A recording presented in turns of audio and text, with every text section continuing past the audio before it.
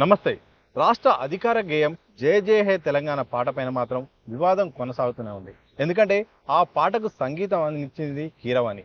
ఎందుకు వివాదం ఎందుకు? ఒక ప్రముఖ సంగీత దర్శకుడు అందిస్తుంటే ఎందుకు చర్చ కొనసాగుతుంది?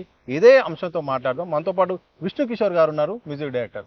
ఏం చెప్తారు ఈ వివాదం విషయంలో? ఎందుకు అంటే ఒక అందశ్రీ గారు మ్యూజిక్ బాగుంటుందని ఒక ఆస్కార్ సంబంధించిన మ్యూజిక్ డైరెక్టర్ను సెలెక్ట్ చేసుకున్నారు. మీకున్న అభ్యంతరం ఏంటి?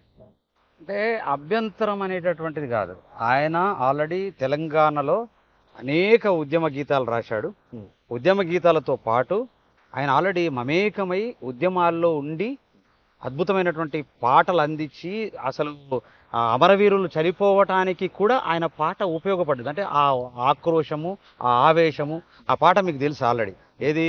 నిప్పులు జరిగే తుపాకి రవ్వల గుప్పెట బట్టి నలిపేస్తాం, నెత్తురు జిమ్మేదారుల్లోన విత్తనాలమై మొలికేస్తాం, లాఠీలిరిగిన ఓహో లడాయి మానం హా, పిడుగులు పడ్డావోహో మడమలు తిప్పం ఆహా, సమాజహితమై సాగే పోరులో సావో రేవో సాగుతాము జైబోలో తెలంగాణ గలగర్జనల జడివాన.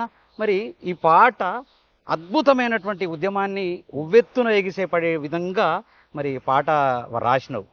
రాసిన తర్వాత ఇలా బీఆర్ఎస్ పార్టీ, కేసీఆర్ ప్రభుత్వం ఈ పాటను ధిక్కరించిన మాట వాస్తవము. అది 100% అది అప్పుడే రావాల్సింది, 10 సంవత్సరాల క్రితం రావాల్సినటువంటి పాట. ఏందంటే నేనేమంటానంటే, ఆయన కొంతమంది కళాకారులను కూర్చోబెట్టుకొని ముఖ్యమంత్రి గారి దగ్గర కూర్చోబెట్టుకుని, రేవంత్ రెడ్డి గారి దగ్గర, మరి గతంలో ఈ పాటకు అన్యాయం జరిగింది, పాఠ్య పుస్తకాల్లో వచ్చినప్పటికీ అది రాష్ట్ర గీతంగా ప్రభుత్వము ఆల్రెడీ డిక్లేర్ చేయలేదు కాబట్టి అధికారులతో.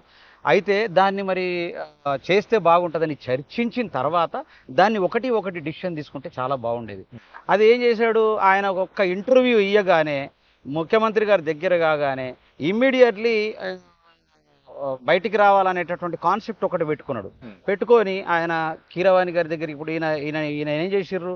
బట్టగాల్చిర్రు. ముఖ్యమంత్రి రేవంత్ రెడ్డి గారు, అద్దంకి దయాకర్ గారు ఇద్దరు కూడా బట్టగాల్చి ఆయన మీద వేసారు. మరి వేస్తే నష్టం ఎవరికి జరుగుతుంది? రేపు కాంగ్రెస్ పార్టీకి అందశ్రీ వల్ల నష్టం జరుగుతుందా, లేదా అందశ్రీ వల్ల కాంగ్రెస్ పార్టీకి నష్టం జరుగుతుందా, కాంగ్రెస్ పార్టీ వల్ల అందశ్రీకి నష్టం జరుగుతుందా అనేటటువంటిది ఇప్పుడు సందిగ్ధంలో ఉన్నది.